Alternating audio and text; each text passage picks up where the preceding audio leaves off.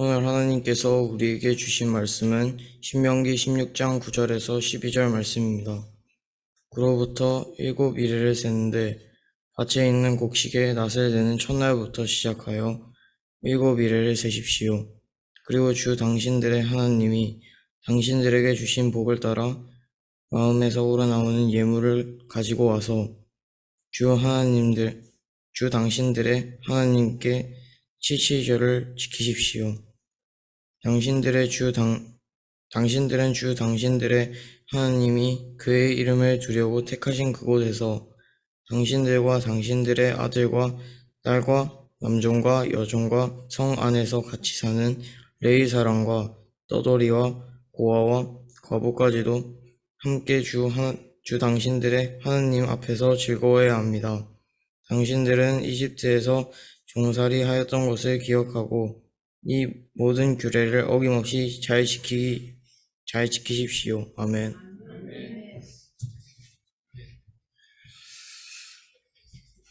마이크를 안 숙여도 됩니다, 이제는.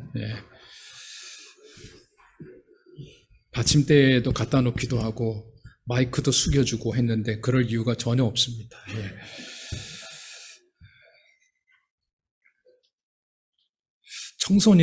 청소년이라고 했는데 목소리는 아저씨 목소리 같았습니다.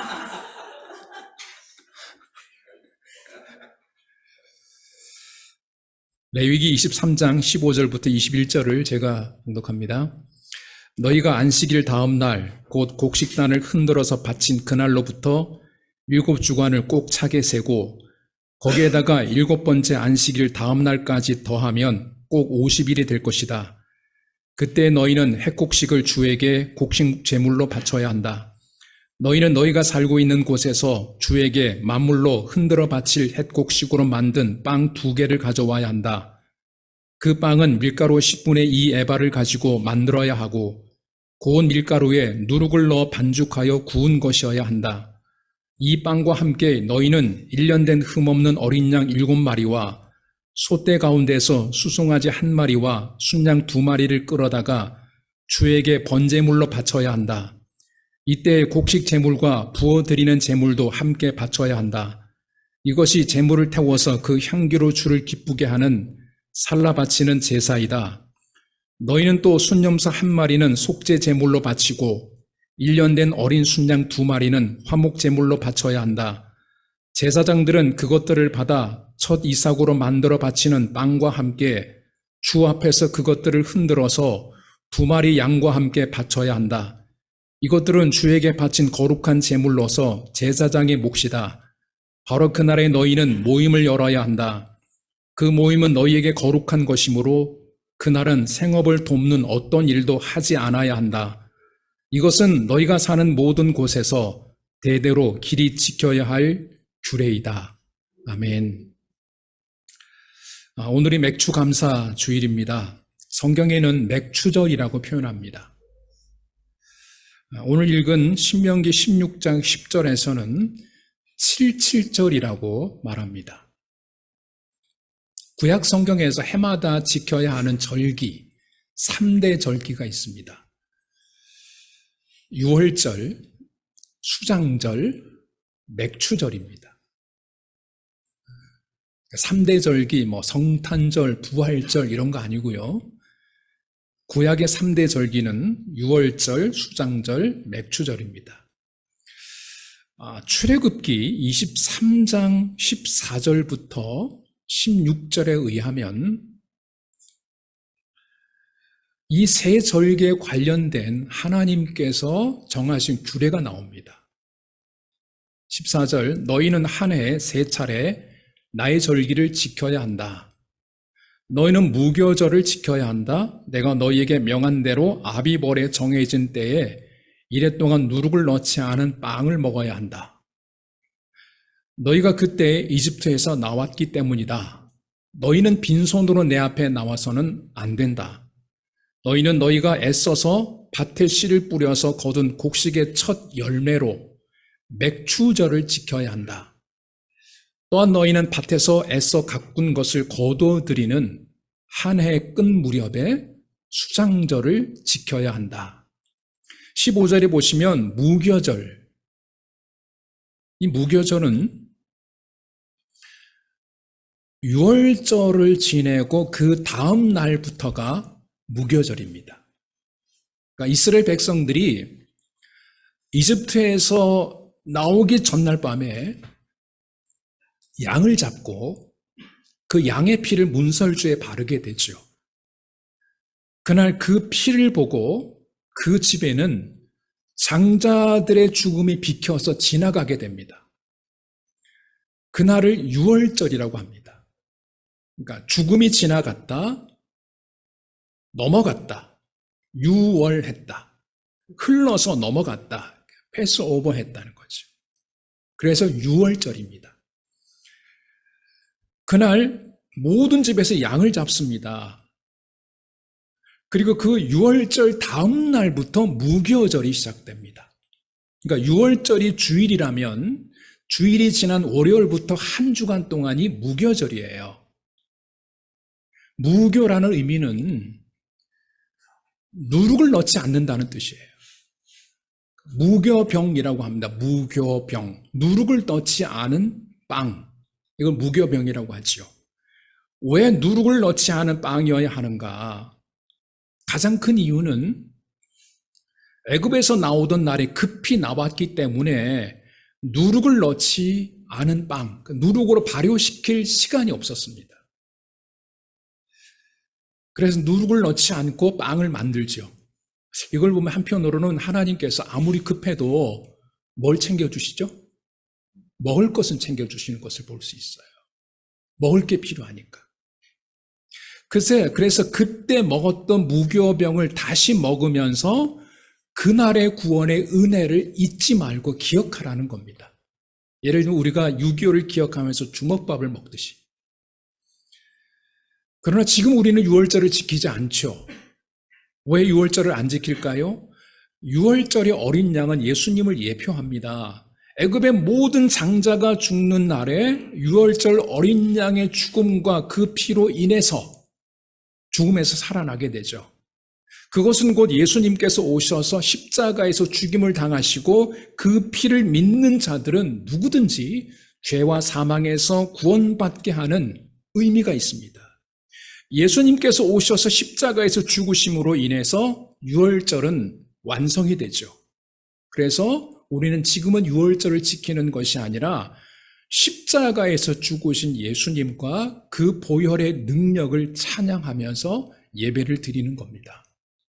오늘 우리가 보혈의 찬양을 하고 예수님의 그 대속의 은혜를 찬양하고 기도하는 가운데도 대속의 은혜가 우리 삶을 움직이는 원동력이 되게 해주십시오. 기도했는데 너무너무 감동이 되고요. 정말 이 찬양 가운데 예수님의 보혈을 찬양하고 예수님의 십자가를 찬양한다는 것이 이게 경배와 찬양이거든요. 또 하나의 절기는 16절에 보시면 수장절입니다.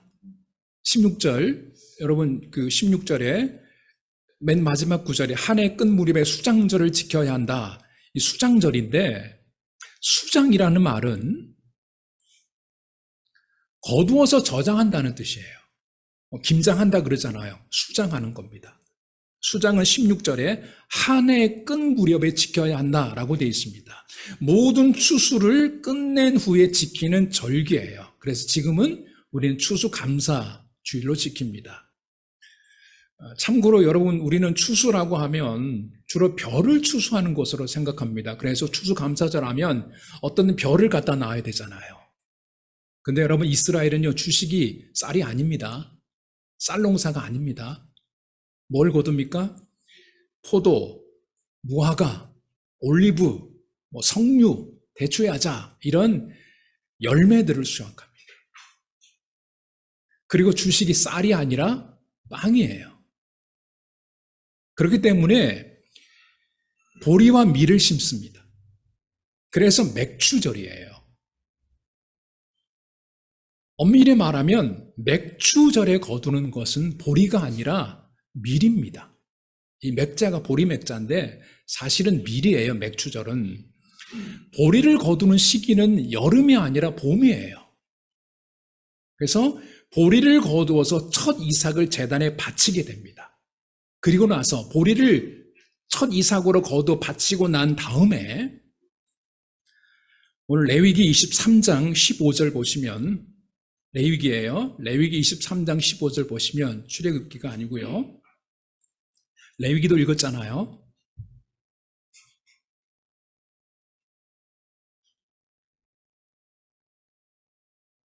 레위기가 안 넘어가나요?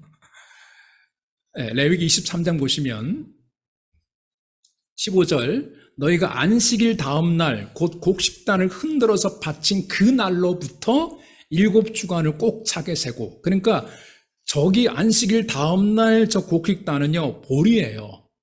보리를 말합니다.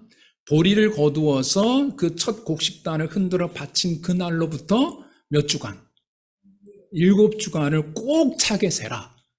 7주간을 세면 며칠입니까? 7, 7, 49일입니다. 그래서 그 다음 절, 거기에다가 7번째 안식일 다음 날까지 더하면 꼭 50일이 된다. 하루를 더하면 꼭 50일이 된다. 그때 너희는 햇 곡식을 주에게 곡식 제물로 바쳐야 한다. 저 햇 곡식이 뭡니까? 밀이에요. 보리는 50일 전에 거뒀잖아요. 저 햇 곡식이 밀입니다. 그러니까 그게 맥추절이에요. 그래서 그 맥추절이 해마다 드리는 7월 첫 주일이 맥추절이에요. 지금 우리가 드리는. 첫 보리를 바친 이후에 50일째 되는 날에 밀을 거두어서 하나님께 드린다. 그래서 77절이라고도 하는 거죠. 77, 49일. 한 주간 7일이니까 그것을 7번 센다. 그래서 77절이라고 부르기도 합니다. 신약에는 그래서 오순절 이렇게 부르기도 하죠. 자, 그럼 이 맥추절에 77절에 하나님께 예배를 드리는데 어떻게 드리는가? 오늘 우리가 읽은 말씀이 우리 효준 이 아저씨 같은 청소년이 읽은 말씀이 신명기 19장부터 16장 9절부터 21절 말씀인데 보십시오. 10절에 보시면 그리고 주 당신들의 하나님이 당신들에게 주신 복을 따라 마음에서 우러나오는 예물을 가지고 와서 주 당신들의 하나님께 77절을 지키십시오. 당신들은 주 당신들의 하나님이 그에게 이름을 두려고 택하신 그곳, 이게 성전이에요. 이름을 두려고 택하신 그곳, 성전에서 당신들과 당신들의 아들과 딸과 남종과 여종과 성 안에서 같이 사는 레위 사람들과 떠돌이 고아 과부까지도 함께 주 당신들 하나님 앞에서 즐거워해야 합니다. 그러니까 다 와서 하나님께 감사 예배를 드리라는 거죠. 그러니까 7월에 전도 초청 주의를 하는 것은 지극히 성경적이에요. 그리고 그냥 오는 것이 아니라 10절 말씀에 의하면 하나님이 주신 복에 따라 마음에 우러나오는 예물을 가지고 와서 이렇게 말씀합니다. 하나님이 주신 복에 따라 마음에서 우러나오는 예물을 가지고 와서 이게 좀 막연할 수 있는데 아까 읽었던 레위기 23장 15절부터 23절 보시면 구체적으로 어떻게 해야 되는지가 해설되어 있어요. 어떻게 예배드려야 되는가. 하나님께 가지고 나와야 될 예물이 참 많아요. 우선 햇곡식으로 만든 밀로 만든 빵 2개를 가지고 와야 돼요. 빵 2개를 가지고 옵니다. 햇곡죽으로 만든 빵 2개를 가져와야 되는데 그 빵을 어떻게 만들 것인지에 대한 레시피도 정해주셨어요. 밀가루 10분의 2 에바를 가지고 만들어야 된다. 10분의 2 에바. 왜 10분의 에바인가? 아마 그게 가장 맛있는 비율일 거예요. 그리고 고운 밀가루에 누룩을 넣어 반죽하여 구운 것이어야 한다. 이때는 누룩을 넣어요. 6월절에는 무교절에는 누룩을 넣지 않습니다. 그때는 급하게 했으니까 임시로. 그러나 지금 이 맥주절에는요 누룩을 넣어요. 그래서 빵을 만듭니다. 그리고 18절 보시면 1년 된 흠없는 어린 양 몇 마리죠? 7마리예요. 수송아지 몇 마리? 1마리. 순양은요? 2마리. 이건 번제물로 바칩니다. 불태우는 거예요. 이때 곡식 제물과 부어드리는 제물도 같이 바쳐야 돼요. 부어드리는 제물은 포도주를 부어요. 곡식은 피가 없으니까, 그죠? 피 대신에 포도주를 붓습니다. 이게 전제라고 그래요. 부어드리는 제물. 그것만이 아닙니다. 또 순념소도, 그 뒤에 보시면 순념소도 1마리 가져와야 돼요. 그 속죄 제물로 바칩니다. 저것은. 아까는 번제물이고 이거 속죄 제물, 죄를 속하는 제물이에요. 그리고 1년 된 어린 순양 2마리, 이건 화목 제물로 바칩니다.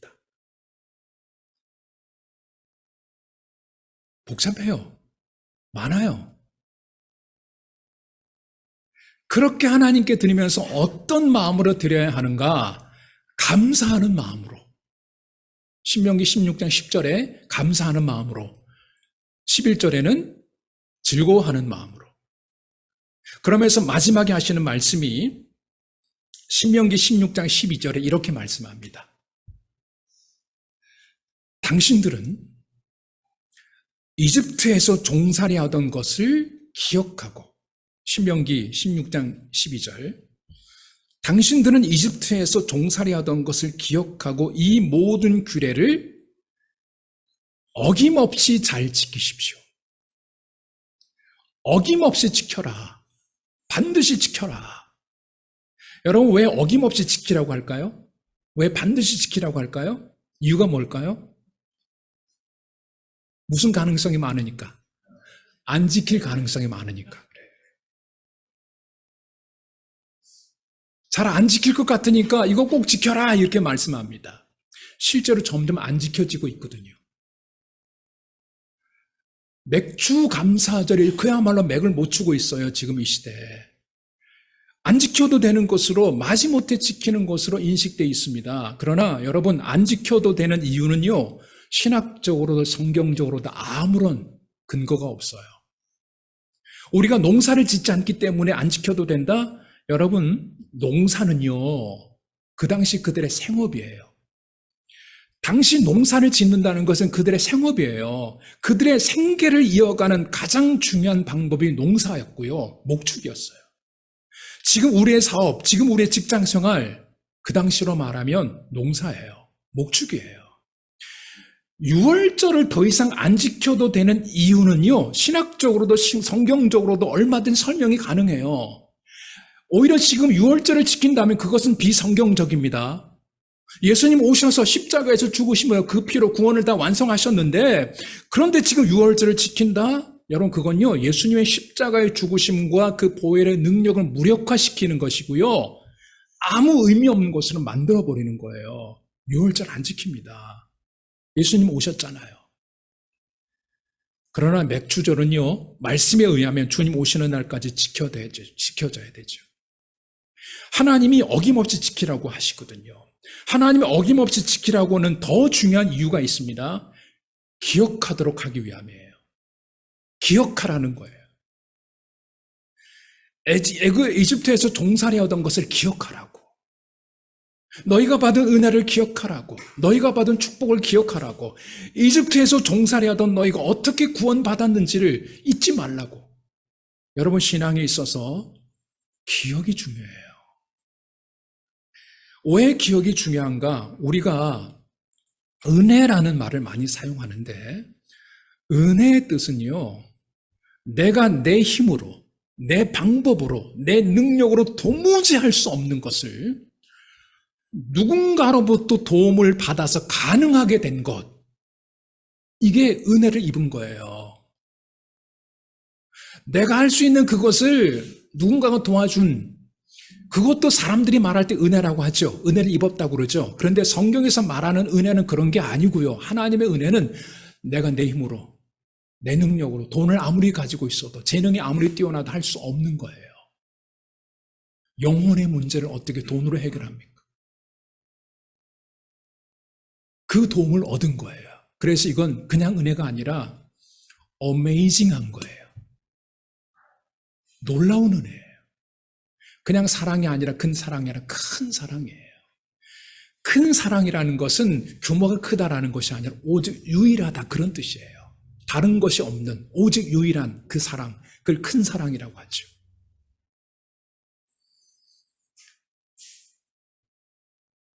여러분, 은혜라는 게요, 베푼 사람은요, 잊어도 되는 권리를 가지고 있어요. 내가 누군가 은혜를 베풀었으면 그건 내가 잊어도 상관없어요. 근데요, 은혜를 입은 사람은요, 은혜를 기억해야죠. 비록 갚을 능력은 없더라도 그 은혜는 기억하는 것이 맞죠. 우리에겐 하나님의 은혜가 있어요. 이게 구원의 은혜입니다. 6월절 어린 양의 피로 우리가 죄로부터 영원한 멸망으로부터 구원받은 거예요. 은혜예요. 사실 이것을 어떻게 달리 설명할 수가 없습니다. 이 은혜는요, 설명을 들어서 지식적으로 아는 것이 아니라 깨달아지는 거거든요. 여러분, 제가 이 구원의 은혜를 잘 설명할 수 있으면 정말 좋겠습니다. 이 구원의 은혜가 얼마나 놀라운지, 얼마나 귀한지 잘 설명할 수 있으면 정말 좋겠습니다. 여러분에게 감동적으로 확 가슴에 와 닿게 설명이 가능하면 정말 좋겠습니다. 제가 사람들에게 많은 설교하지만, 목사님 설교 듣고 제가 구원의 은혜를 깨달았습니다. 그렇게 많지 않거든요. 거의 없어요. 그래서 저는 성령님을 의지합니다. 성령님의 도움을 요청합니다. 성령께서 여러분의 마음에 그런 깨달음을 줄 수 있기를 기도하는 거죠. 어느 날 성령께서 여러분에게 구원의 은혜가 얼마나 큰지를 깨닫게 하셨을 때, 그때 목사님이 알려주려고 했던 구원의 은혜가 이런 것이었구나 하고 기억만 해주신다면 그것만으로도 충분히 감사하겠습니다.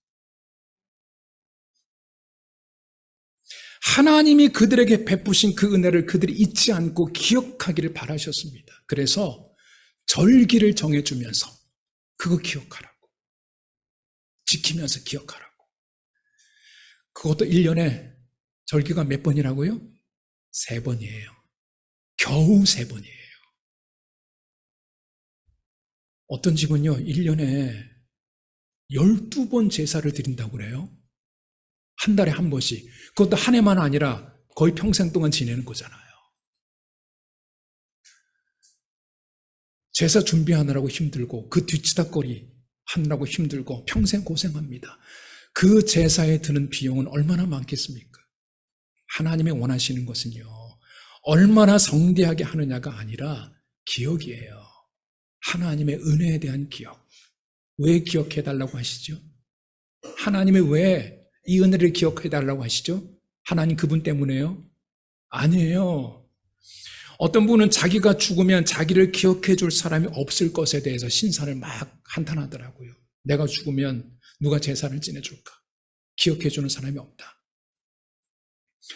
여러분, 하나님은 우리 하나님은 사람들에게서 잊혀지는 것이 서운한 것이 아닙니다. 완전하신 분이잖아요. 홀로 영원하신 하나님이십니다. 하나님은 우리에게 은혜에 대한 기억을 원하시는 것은 하나님께서 우리에게 잊혀질까 봐가 아닙니다. 그 기억은요, 그래서 우리를 위한 기억이에요. 우리가 기억한다는 그것이 우리 자신을 위한 거예요. 우리 생존을 위한 기억이에요. 우리가 하나님을 기억하지 않으면요, 그건 우리에게 손해입니다. 우리가 망하는 거예요. 우리에게는 하나님의 돌보심이 필요합니다. 하나님의 자비와 긍휼이 필요해요. 어느 누구도, 아무리 강한 사람도요, 하나님의 손길이 함께하지 않으면 살아갈 수가 없습니다. 전도하다 보면 자기에게는 하나님의 필요 없다고 말하는 사람들이 있습니다. 예수 믿는 사람들은 나약한 사람들이라고 그래요. 그러니까 자기가 나약하니까 누군가 의지하는 거 아니냐. 그런데 그렇게 말하는 사람, 나는 아직 강하기 때문에 나는 약하지 않아. 그래서 하나님 안 믿어도 돼. 라고 말하는 사람, 알고 보면 그렇게 강하지 않아요. 그러니까 강한 척하는 것으로 보이고요. 자기는 절대 약하지 않다고 자기 암시나 자기 최면을 가지고 살아가는 사람일 수 있습니다. 진짜 강한 사람은요, 자기가 강하다고 굳이 말하지 않아요.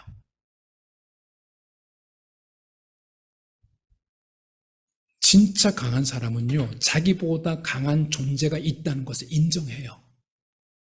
내가 최고야 라고 말하지 않아요. 나보다 강한 자가, 존재가 분명 있어. 인정합니다. 그리고 그 강한 존재 앞에서 겸손해요. 여러분, 우리는 강하지 않아요. 연약합니다. 우리가 돈 앞에 얼마나 연약합니까? 권력 앞에 얼마나 연약합니까? 지금 보십시오. 그렇게 하는 것이, 그 말이 상식적으로나 이성적으로나 말도 안 되는 이야기인데도 불구하고 돈과 권력 앞에서 그 비위를 맞추느라고 얼마나 애를 씁니까? 얼마나 비굴하고 얼마나 비루하고 얼마나 천박한지 모릅니다. 그 권력 하나 얻으려고, 그거 안 뺏기려고. 그게 주어지지 않는다 싶으면요, 돌아서서 욕할걸요.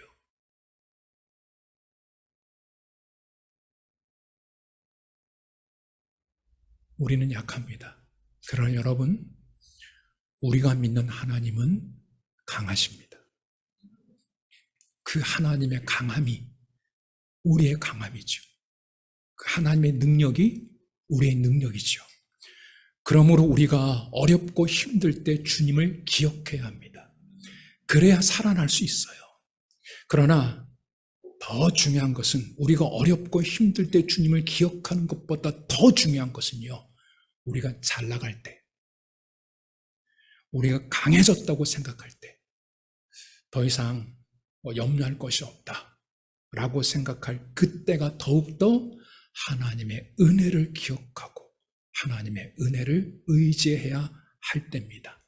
그래야 망하지 않습니다. 그래야 끝까지 버텨낼 수 있습니다. 하나님께서 이스라엘 백성들에 대해서 우려하신 것은요, 그들이 어렵고 힘들어질 때가 아니었습니다. 하나님께서 경고하신 것은요, 이스라엘 백성들이 잘 나갈 때였어요. 신명기 8장 12절 이렇게 경고하셨죠? 여러분 이 구절 아실 거예요. 내가 먹어서 배부르고 아름다운 집을 짓고 거주하게 되며 또 내 소와 양이 번성하여 내 은금이 증식되며 내 소유가 다 풍부하게 될 때에, 그때 어떤 일이 벌어집니까? 내 마음이 교만하여 내 하나님 여호와를 잊어버릴까 염려하노라. 하나님의 염려는 그 염려였어요. 우리가 잘 나갈 때 하나님 잊어버릴까 봐, 기억을 못할까 봐. 그래서 그때 내가 잘 나간다고 할 때, 진짜 잘 나갈 때 어떻게 해야 되는가? 내 하나님 여호와를 기억하라. 신명기 8장 18절. 그가 내게 재물 얻을 능력을 주셨습니다. 그때 기억하라는 거죠. 하나님은 얼마나 정확하시죠? 얼마나 정확하십니까? 얼마나 우리를 잘 아십니까? 절기를 정해주시고 지키라고 하신 이유가 기억하라는 거예요. 그 기억은 나쁜 기억을 하라는 게 아닙니다. 하나님의 은혜를 기억하게 하기 위함이에요. 그래서 그 기억은요, 감사로 이어지는 기억이에요. 어떤 분들은 잘 기억하면서 안 좋은 것을 기억하면서 후회하고 그때 그랬어야 됐는데, 아니에요. 하나님은 그런 기억이 아니라 은혜를 기억하고 감사하게 하는 것, 이게 하나님의 목적이에요. 구약의 모든 절기는 감사라는 주제로 연결되어 있습니다. 그래서 맥주 감사주일이고요, 추수 감사주일이고요, 성탄 감사주일이고요, 부활 감사주일이에요. 드리는 예배도, 드리는 예물도 감사로 드리는 예배, 감사로 드리는 예물이죠. 여러분, 오늘 이 시간까지는요, 우리는 하나님께 예배 드려왔습니다. 주일이면 변함없이 하나님 앞에 예배를 드려왔고요. 예배를 드릴 때마다 헌금도 드리고 예물도 드렸습니다. 물론 어떤 때에는요, 예배를 빠지기도 했죠. 미처 헌금을 드리지 못할 때도 있었죠. 예배를 안 드린 게 아니겠죠. 못 드렸겠죠. 헌금은 안 한 게 아니겠죠. 못 했겠죠. 그러나 그 모든 예배가, 그 모든 예물이 다 감사함으로 드린 것은 아닐 수 있어요. 어쩔 수 없이. 마지못해서. 그래야 한다고 하니까. 또는 안 하면 미안해서 인간적인 마음으로 그렇게 했을 수도 있습니다. 그러나 지나간 것은 이미 지나갔어요. 지나간 것은 지나간 거고요. 지금부터가 중요해요. 오늘부터 마음을 새롭게 하십시다. 맥주 감사 주일의 주제는 감사입니다. 하나님의 은혜에 대한 감사이고 지금 내게 일어난 모든 것, 내가 누리는 모든 것에 대한 감사예요. 그 감사를 표현하고 그 감사를 고백하는 가장 확실한 시간이 예배의 시간이고요. 그 확실한 자리가 예배의 자리입니다. 그래서 오늘 예배가 다시 감사가 회복되고 감사가 다시 선명해지는 새로운 시작이 될 수 있기를 축복합니다.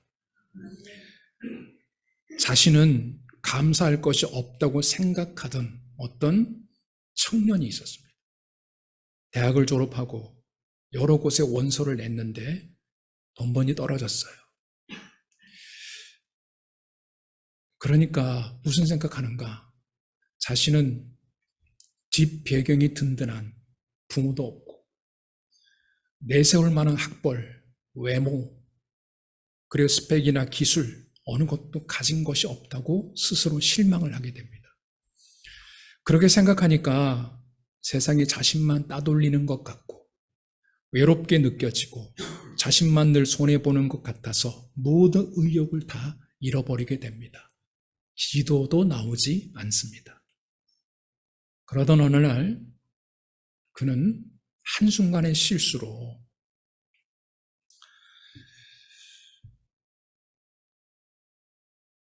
교도소에 가 있는 친구로부터 연락을 받습니다. 그 내용 중에 나는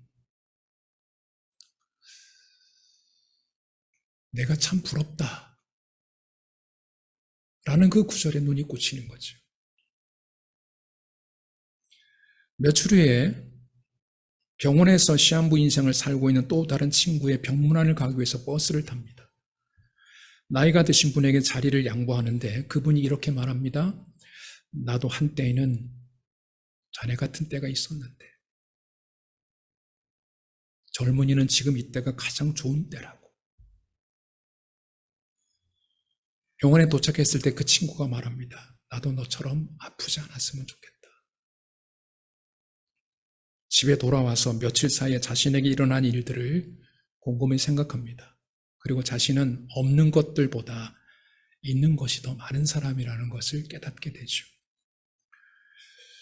우리들도 나에게 감사할 것이 없다고 생각하기 쉽습니다. 그러나 감사할 것이 없는 것이 아니라 감사할 것들이 없다는 착각을 하고 살아가는 것이 더 맞는 거예요.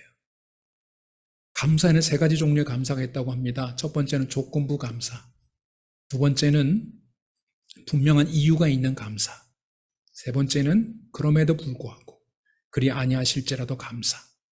첫 번째 감사는 조건부 감사. 만약에 뭐뭐 해주신다면, 합격하게 해주신다면, 당첨되게 해주신다면, 응답해 주신다면, 잘되게 해주신다면, 낫게 해주신다면, 이런 감사죠.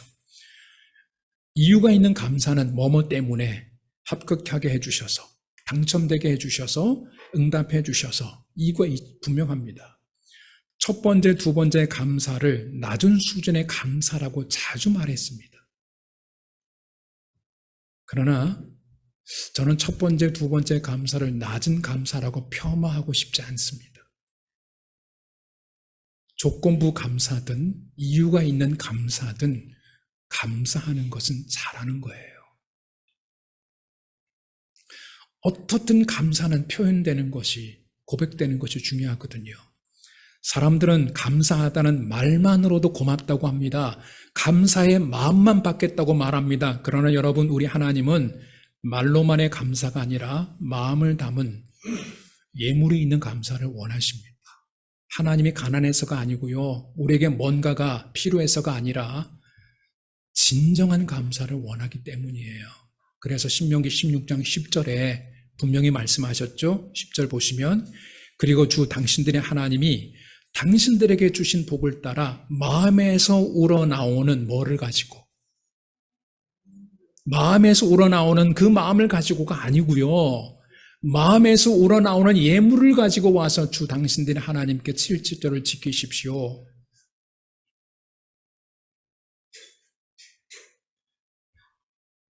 얼마나 많은 것들이 그거 평가하지 않으세요? 세 번째 감사가 그럼에도 불구하고 그리 아니하실 때도 감사인데 감사할 조건이나 이유가 없어 보이는 상황 속에서도 하나님을 바라보며 감사하는 것, 이게 그럼에도 불구하고 감사하죠. 말처럼 그렇게 쉽지 않아요. 여러분, 이 감사는요, 감사의 기준을 하나님께 두고 하나님을 내 삶의 주인으로 인정하고 시인할 때 비로소 가능한 감사거든요. 그런데 우리가 언제 이런 감사를 할 수 있을까?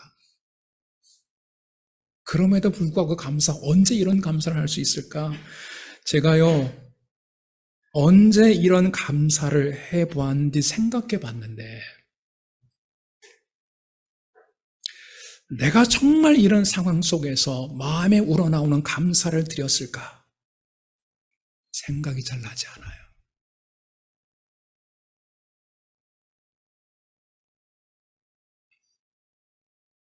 그럼에도 불구하고 감사하자라고 설교는 했을지 모르지만 내가 정말 이 상황 속에서 그럼에도 불구하고 감사했을까?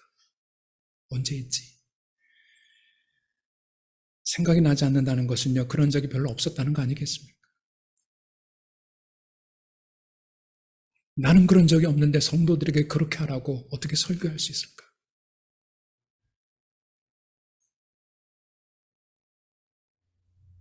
그러나 그러면서도 정말 그런 감사의 고백을 드릴 수 있기를 저는 기도하고 있습니다.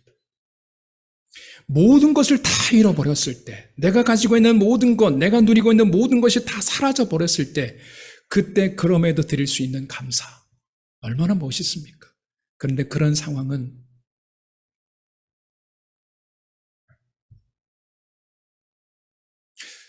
그런 감사는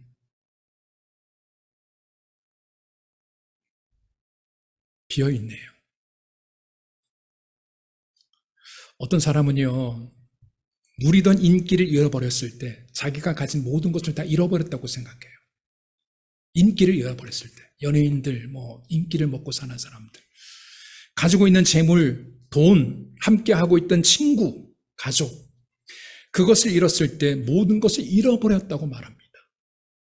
그러나 사실 엄밀히 말하면요, 모든 것을 다 잃은 것은 아니에요. 인기를 잃고 나서 모든 것을 다 잃었다고 생각하는 거죠.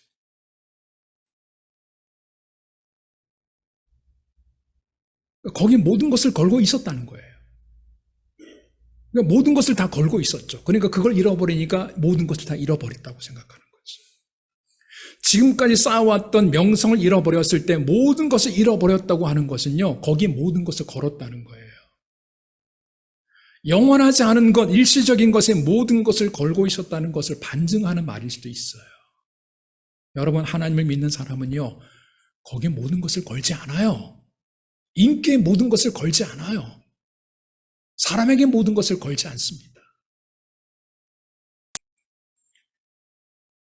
그것을 하나님을 의지하고 하나님께 인생을 거는 사람은 그거 잃어버렸다고, 모든 것을 잃어버렸다고 말하지 않아요. 그런 의미에서 보면 우리는 많은 것을 잃은 것이 아니라 지금도 여전히 많은 것을 누리고 있는 것이 맞죠. 인기 잃었다고 해서, 돈 잃었다고 해서, 믿었던 친구로부터 배신당했다고 해서 다 잃은 거 아닙니다. 하나님 잃어버릴 때 다 잃어버린 거죠.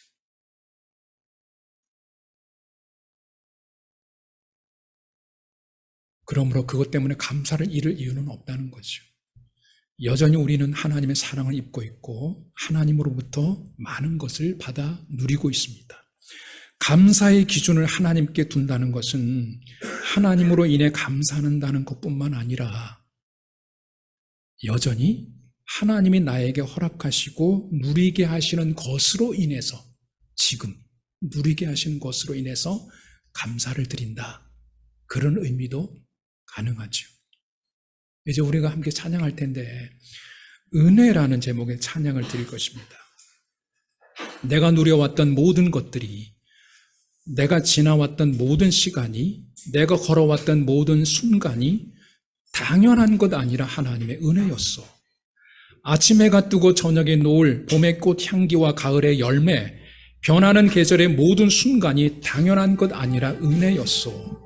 내가 이 땅에 태어나 사는 것, 어린 나이 시절과 지금까지 숨을 쉬며 살며 꿈을 꾸는 삶, 당연한 것이 아니라 은혜였어. 내가 하나님의 자녀로 살며 오늘 찬양하고 예배하는 삶, 복음을 전할 수 있는 축복이 당연한 것이 아니라 은혜였어. 모든 것이 은혜, 은혜, 은혜. 한없는 은혜. 내 삶에 당연한 건 하나도 없었고 모든 것이 은혜였어. 가사의 뉘앙스는요, 지나온 모든 것이 다 은혜였다고 회상하는 듯합니다. 그러나 여러분요, 은혜는 회상만 하는 것이 아니라 앞으로 살아갈 날들도 은혜죠. 여전히 하나님께서 우리에게 누리게 하신 것들이 많고요, 누리게 하실 것들이 많습니다. 그 모든 것이 하나님의 은혜이기에 우리는 하나님께 다시 감사의 자리로 나아가는 거죠. 이 감사의 마음으로 모든 것이 하나님의 은혜였고 은혜이고 은혜일 것이다. 하나님 앞에 함께 고백하겠습니다.